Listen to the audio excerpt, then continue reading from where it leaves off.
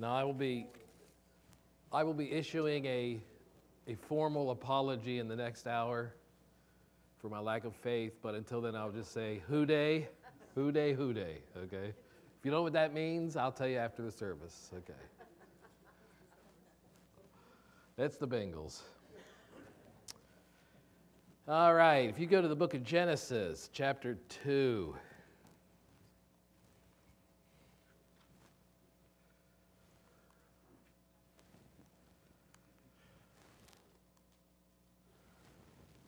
Genesis chapter 2. We'll look at 14 and 15.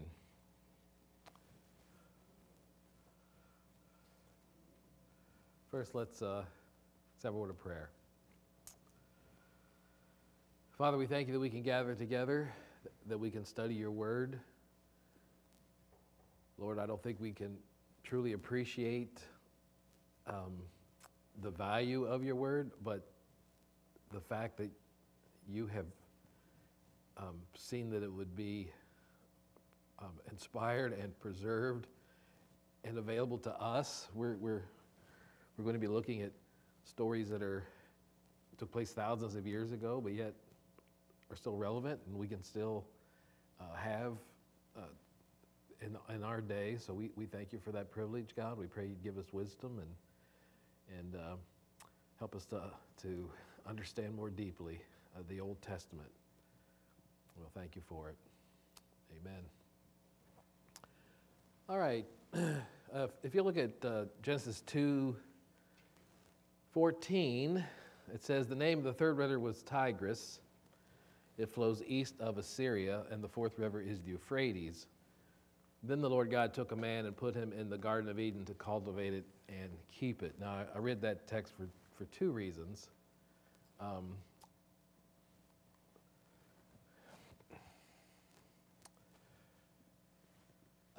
There's the Tigris, there's the Euphrates. Now, somewhere in there perhaps would be Eden. We do not know where Eden was. Nobody can know where Eden was. Whatever proof there was of Eden was washed away in the flood. For those of us who believe in a universal flood, we would also realize that even though that's called the Tigris and the Euphrates, that doesn't mean it was the rivers that existed during the Garden of Eden, because the worldwide flood, for those of us who believe in a universal flood, would have totally changed the topography. So those rivers probably got their name for the ancient rivers, but yet we can't be dogmatic and say those are the same two rivers. But those are the two rivers that are mentioned. As an example, in verse 13, there's another river, Pishon, and then a second river, verse 13, Gihon. We don't know anything about those rivers. Okay. But what we do know, as we saw last week, that the Bible story takes place in this region, which used to be called the Fertile Crescent. It used to be called the birthplace of civilization. Now, modern scholarship rejects that. They have some other, they don't think there was one place. But nevertheless, we were taught in school back in the old days that we call this the birthplace of civilization, or the cradle of civilization, because so many of the ancient civilizations that became ultimate power came from the same region, right? Persia, well, first Assyria, then they were supplanted by the Babylonians, and then they were supplanted by the Persians. As we mentioned last week, these countries still exist. Persia is Iran, Babylonia is Iraq, Assyria is Syria. In the desert, you have Saudi Arabia. Up here, you have Turkey. You have Lebanon here. You got Jordan here. And of course, Israel, and then Egypt, all through here. But civilization sprung up around the Tigris and Euphrates in this region because it was so fertile. It is no longer a fertile crescent, as you know. It is mostly desert, and now the main crop is oil. Okay. But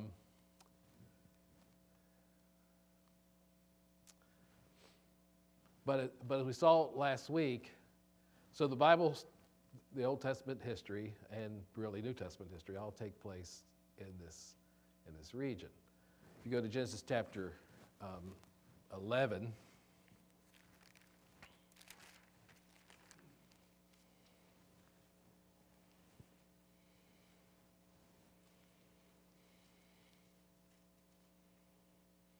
look at verse 27.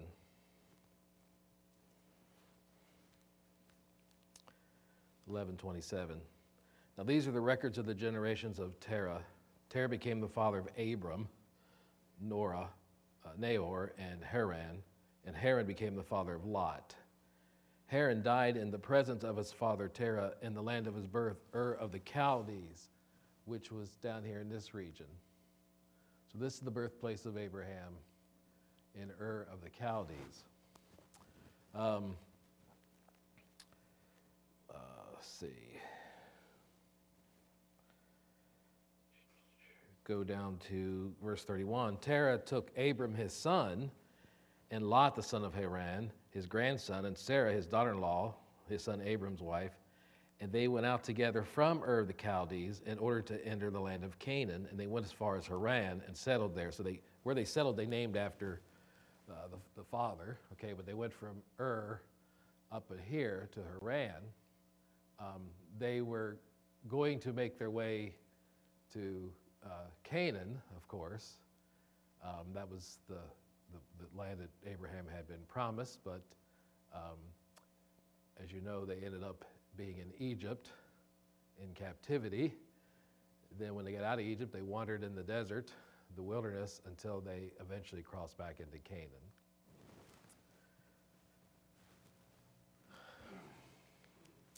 So if you look at chapter 12 is a very important transition point in the Old Testament. Verse 12, or chapter 12 says, "Now the Lord said to Abram, go forth from your country and from your relatives and from your father's house to the land I will show you. And I will make you a great nation, and I will bless you and make your name great, and you shall be a blessing. And I will bless those who bless you, and the one who curses you I will curse. And in you all the families of the earth will be blessed." So Abram, who will become Abraham, went forth as the Lord had spoken to him, and Lot was with him. Now Abram was 75 years old when he departed from Haran. Abram took Sarai, his wife, and Lot, his nephew, and all their possessions, which they accumulated, and the persons which they had acquired in Haran, and set out for the land of Canaan. Thus they came to the land of Canaan. All right, so the Old Testament covers approximately 2,000 years of history. Okay, 2,000 years of history, starting with really Abraham. Now, we don't know, depending on how you interpret Genesis 1 through 11 as far as a time frame, from Genesis 12 to the end of the Old Testament, or the time of Christ, is about 2,000 years. But Genesis 1 through 11 is much more than that, regardless of how you might determine when creation was. Okay, however long that was, that started in Genesis 1 and came to a conclusion in Genesis 11. Genesis 12 starts with Abraham and starts to tell the story of the Jewish nation. Okay, so you have thousands and thousands of years in chapters 1 through 11, but starting with Abraham, then you have 2,000 years till Christ, and then Moses came around 1400 BC before Christ. Okay, so again, when I say Genesis covers 2,000 years, I'm meaning from Abraham on. How much before Abraham, when was the Garden of Eden, and what took place in that span is much longer than 2,000 years. So the Old Testament basically covers four main movements of Israel's history. Okay, the first movement is what we'd call Israel's ancestry, or the Patriarchs.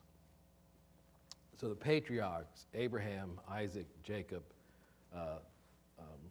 Israel, the founding of the Jewish nation, the forefathers of the Jewish nation, all happen in Genesis. And it covers about 500 years, 2,000 to 1,500. Okay. Israel's beginnings, which would include from like Moses to Joshua, or in other words, Exodus to the book of Judges, covers about another 500 years, roughly 1,500 to 1,000. Then you have Israel's statehood, which we pretty much start with David's dynasty, King David. It lasted another 500 years, 1,000 to 500. And then you have Israel's exile and restoration, which is Ezra through Nehemiah, that's up to about 500 BC. So you got four major developments that are happening. The first one is all in the book of Genesis, the founding fathers. Then Exodus through Judges is the beginning, statehood with David, and then they get exiled, as we saw.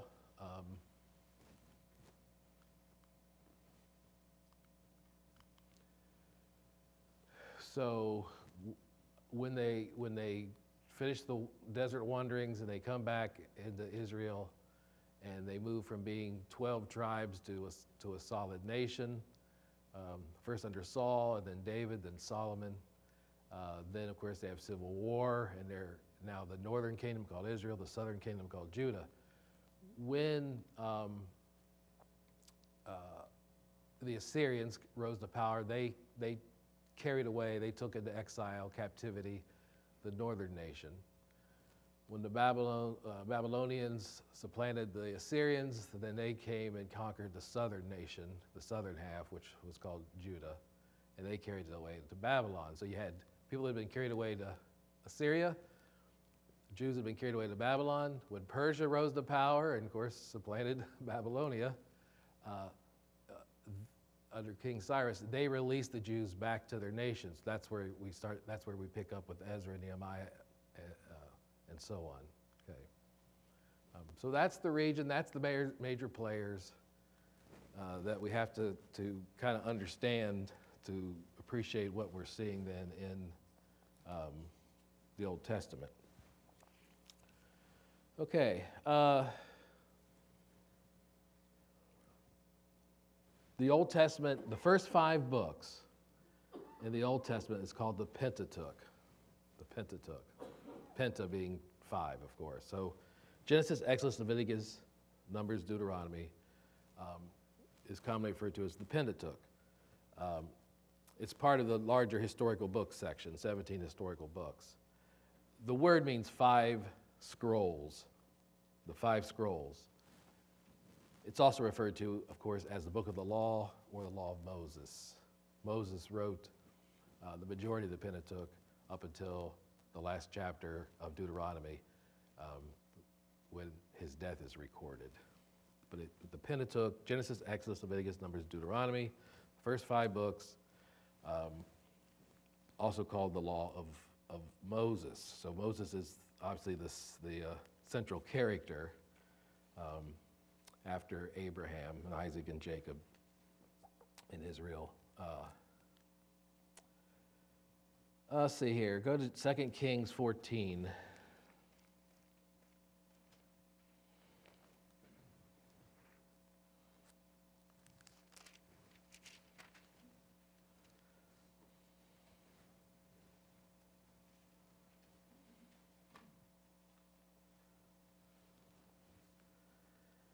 Verse 6.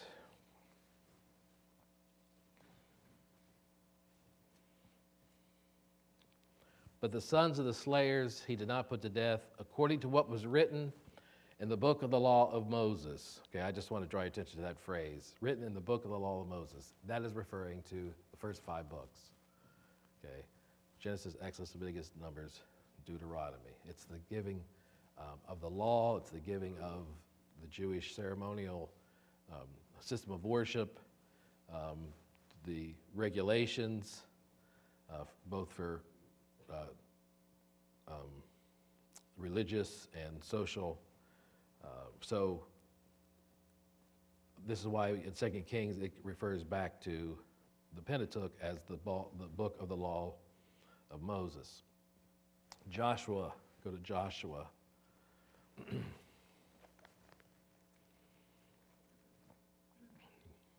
Joshua 1:8, familiar verse.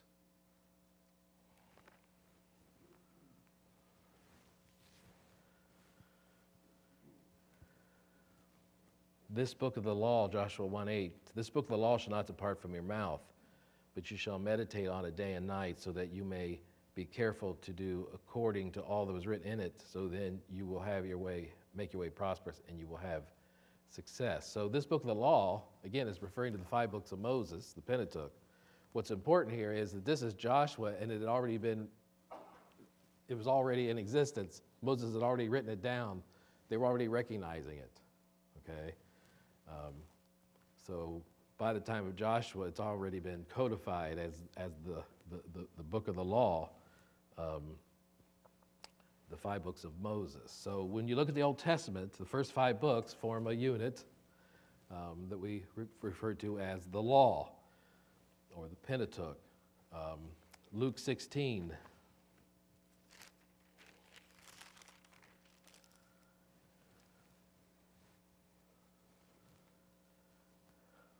Luke 16.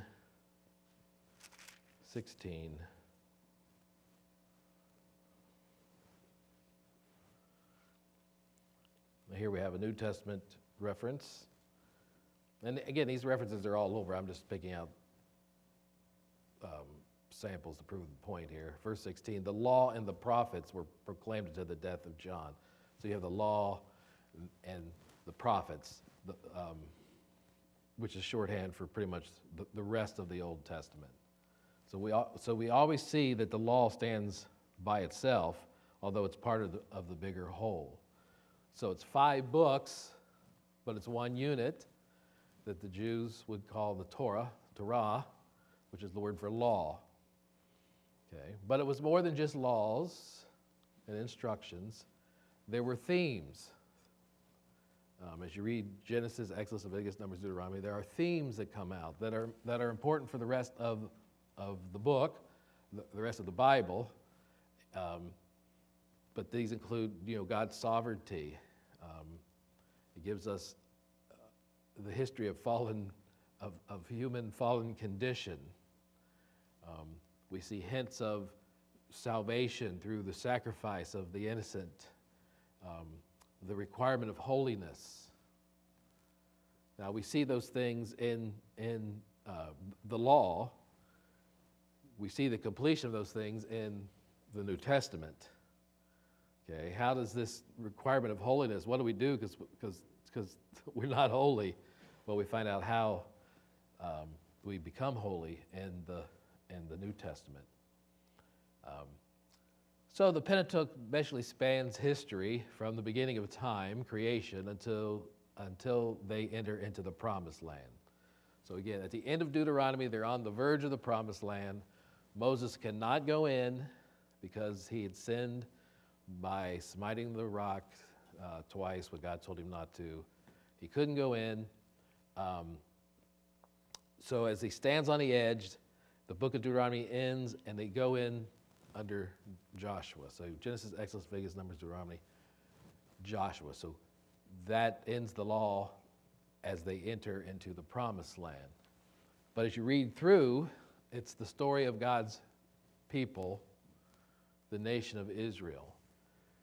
Now go back to Genesis 3:15.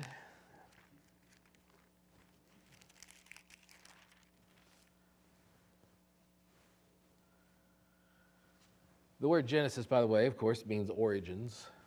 So the book of Genesis is the origin of the earth and of mankind and the nation of Israel. But part of this overall storyline is that a Messiah is coming. Okay, we'll see this right at the very beginning of Genesis, all the way through the Old Testament. A Messiah is coming. A deliverer is coming. Moses said, a prophet will rise up who's greater than me. He's coming. God told Abraham, God, I myself will provide the sacrifice. So look at Genesis 3:15. And the Lord is speaking to Satan, and he says, I will put enmity between you and the woman, and between your seed and her seed. He shall bruise you on the head, and you shall bruise him on the heel. That is what we call the first Messianic prophecy, that there will come from the woman, from her seed, one who will crush Satan. Okay, so from Genesis 3 on, it's a developing story of the Messiah. Particularly Genesis 1 through 11 presents the problem. What do we read Genesis 1 through 11? Murder, mayhem, rebellion. So we see humanity's depravity. But starting in chapter 12, we see the start of the solution. Right? When God says to Abraham, from you I will bless all the nations. All right, from you I will send forth a deliverer. So we have 11 chapters of Genesis that shows how bad mankind can be, but starting in Genesis chapter 12 through the rest of Genesis is a story of a family and their journey to faith. Again, Abraham has Isaac, Isaac has Jacob, Jacob has 12 sons that become the 12 sons of Israel. So it's really a family story. It's really a family story.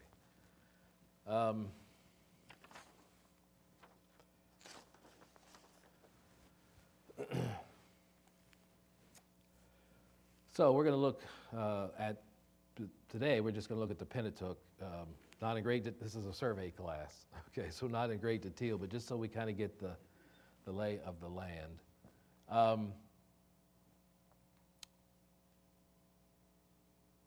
So Genesis is the origins of everything. I've often said that all good theology starts in Genesis.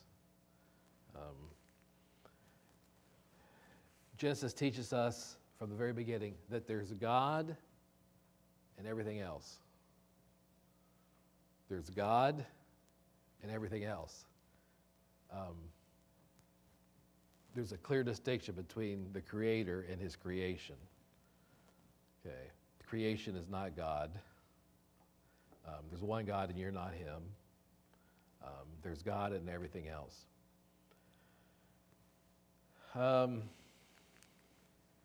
In Genesis 1, He's the transcendent Creator. In Genesis 2, He's the personal God. Who, if you will, gets his hands involved when he slays the sin covering for Adam and Eve.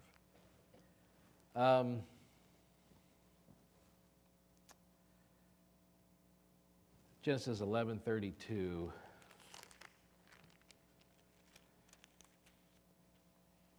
Yeah, that's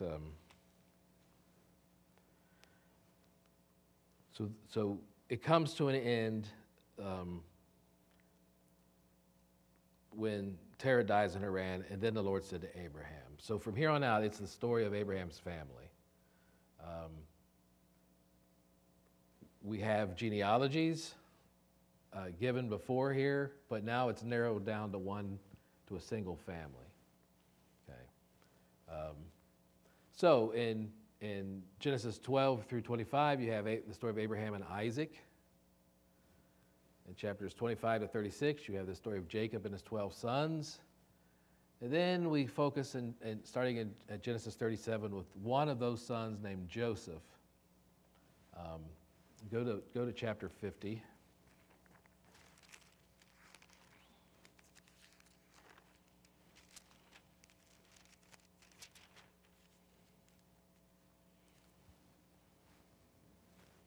Verse 26.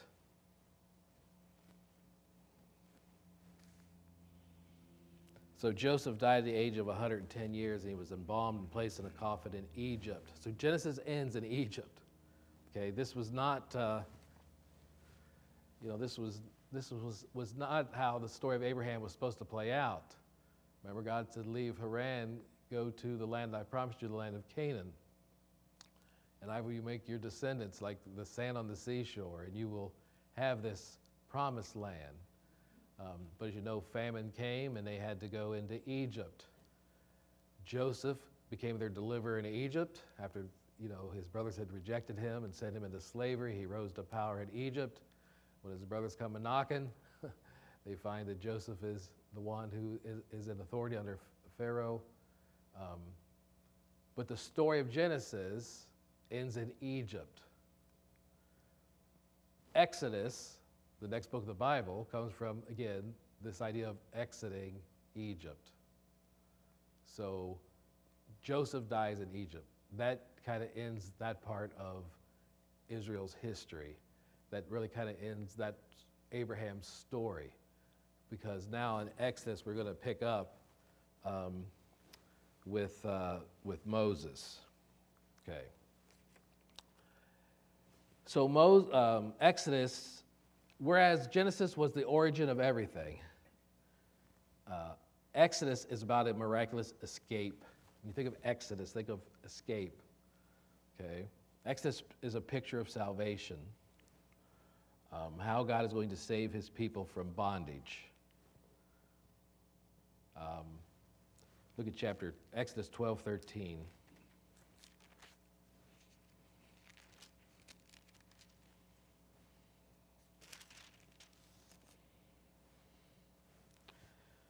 Exodus 12:13.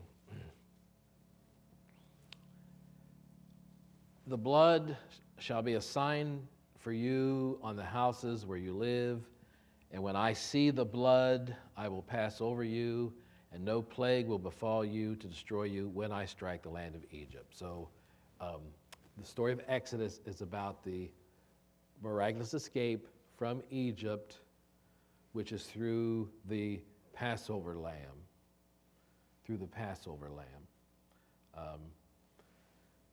So when you come to Exodus, the first 18 chapters basically is this redemption of Israel through the shedding of the blood. God redeems Israel. When we get to chapter 19, it shifts a little bit. Look at chapter 19, verse 1. So they have left Egypt, and they have come to Mount Sinai. All right?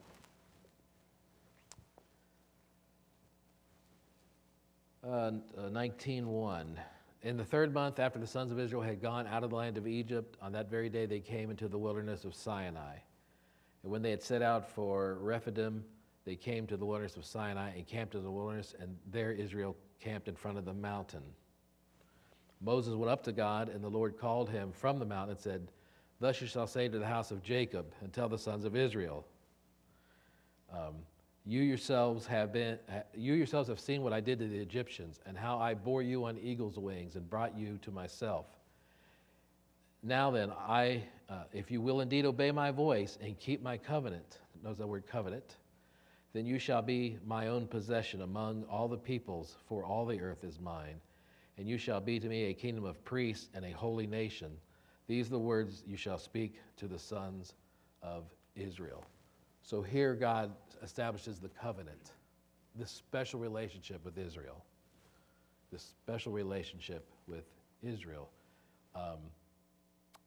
And because of this covenant relationship with Israel, God now dwells among them. Look at chapter 25.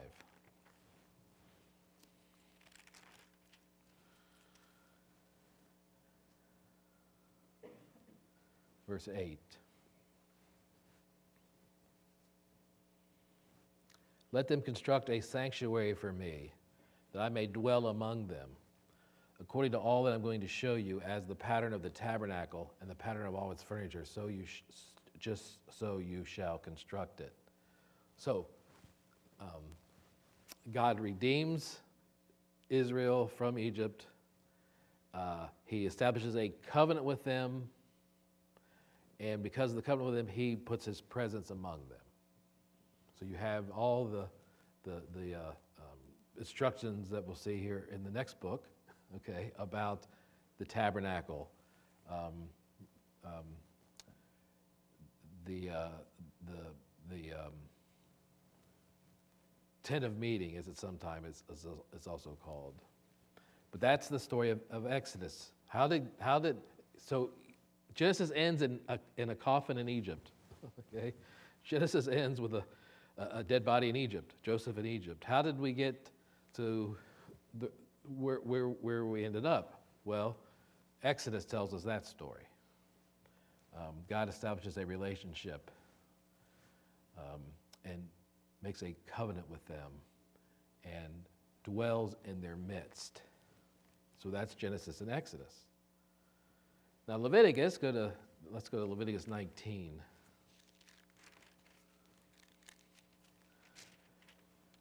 Leviticus gets its name from Levi, the priest.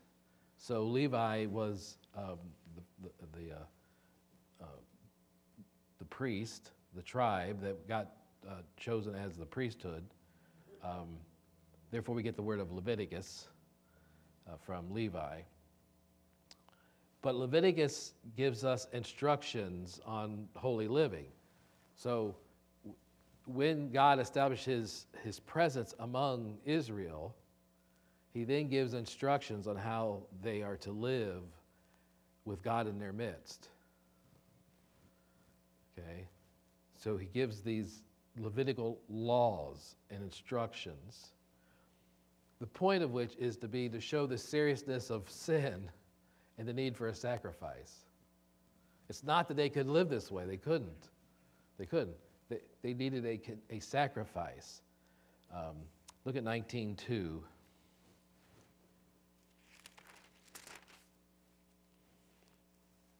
Speak to all the congregation of the sons of Israel and say to them, you shall be holy, for I, the Lord your God, am holy. So there's the rub, okay? He says to the people, you need to be holy because I'm holy. If I'm going to live among you, then you need to be holy. Of course, they're not, right? They're not, and left to ourselves, we're not. So you have in Leviticus the establishment of the sacrificial system, okay, the need for sacrifice. Now, in the New Testament, the book of Hebrews takes that and shows us how that's all fulfilled in Christ. So in Leviticus, they had to sacrifice. They sacrificed daily. They sacrificed on the Day of Atonement, on Yom Kippur. So there was continual sacrifice and the shedding of blood continually. There was all these laws about what kind of offering you had to bring and what kind of condition it had to be in. But that was all to point towards the fact that that would be fulfilled in Jesus. Okay? So it's the implication being the only way we're ever going to arrive at holiness is through Jesus. We're not going to do it by keeping the law. We're not going to keep it by ritual, by regulations. We need a once-for-all sacrifice, and that's Jesus.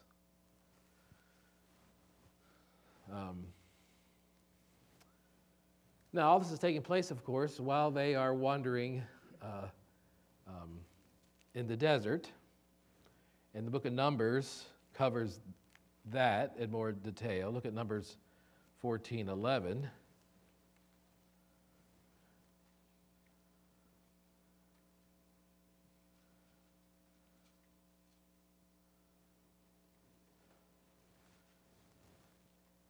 Numbers 14:11. The Lord said to Moses, how long will this people spurn me? And how long will they not believe in me, despite all the signs that I performed in their their midst. Okay, so even though they have the presence of God among them, they still are rebellious. They're still wanting to go their own way. They still complain. They wouldn't go into the promised land, so they've spent 40 years wandering in the desert. Just wandering and wandering and wandering.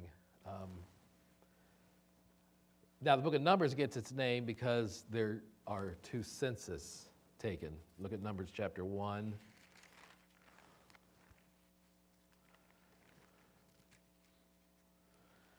Numbers 1:1.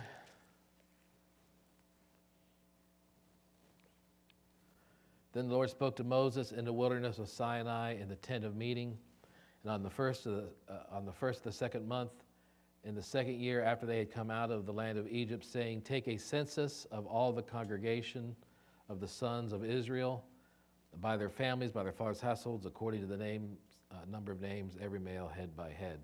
So here you have right at the beginning of their wilderness wanderings, where God tells them to take a census. Okay. And then you go to chapter 26.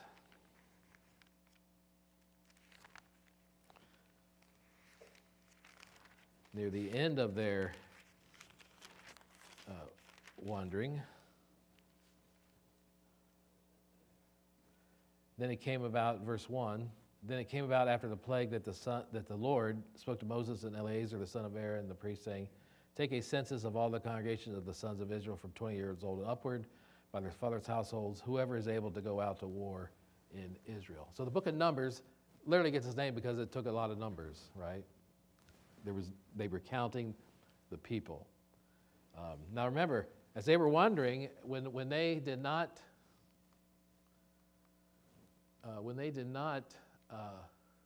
obey God and go into the land of Egypt, into the land of Israel, and they were condemned to wander for 40 years, everybody 20 years old and upward died in the wilderness. When from that event, while they wandered for 40 years, everyone died except, of course, Joshua and Caleb, because they believed God and said, "We can do this." But everybody else died. So through the numbers, we see that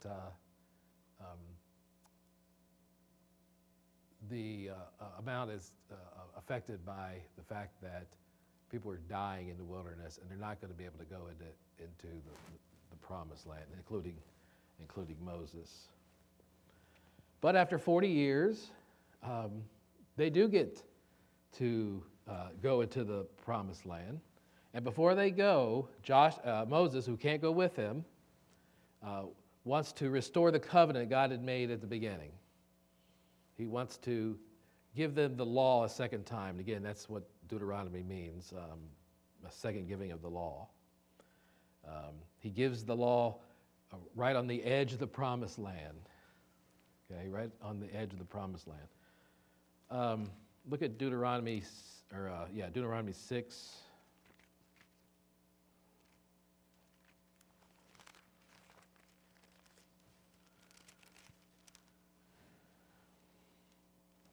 And this is Moses' words to them as they are getting ready to go, cross over.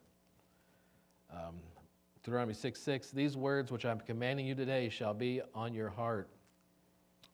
You shall teach them diligently to your sons, and you shall talk of them when you sit in your house, when you walk by the way, when you lie down, and when you rise up."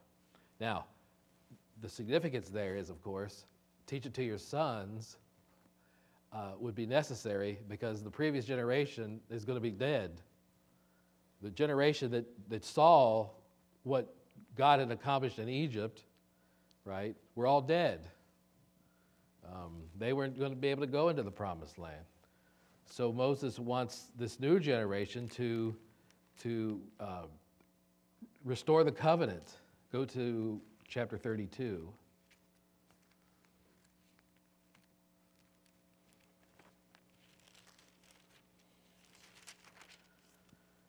Let's see, 32:46.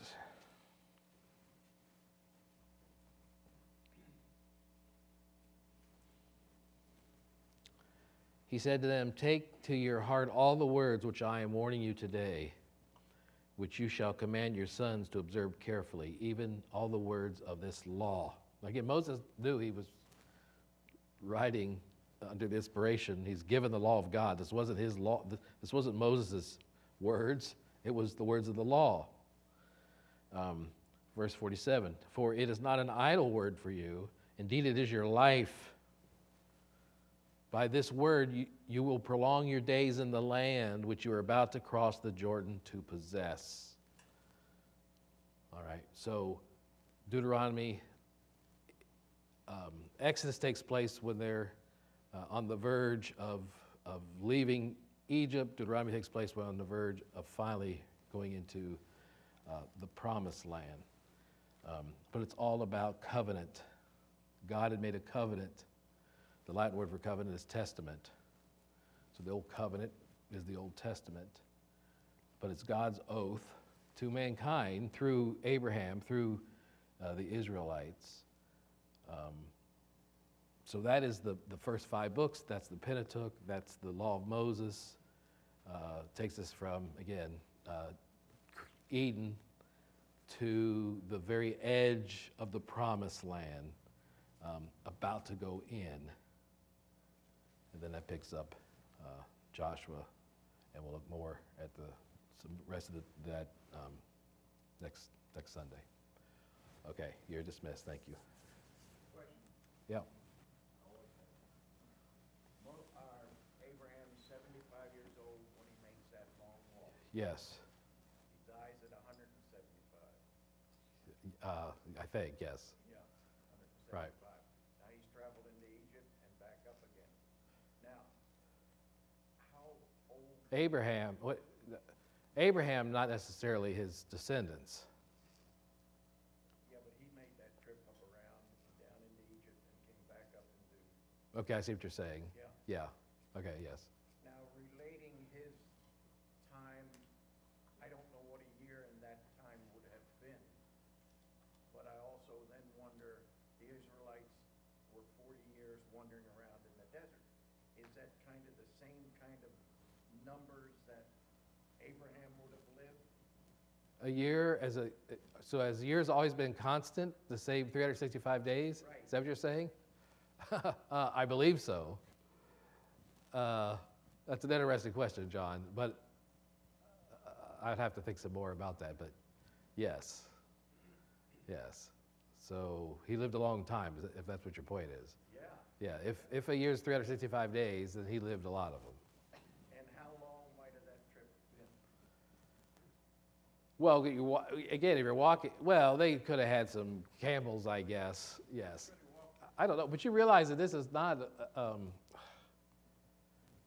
Israel is about the size of New Jersey, right? So I wouldn't want to walk across New Jersey, but, it'd be.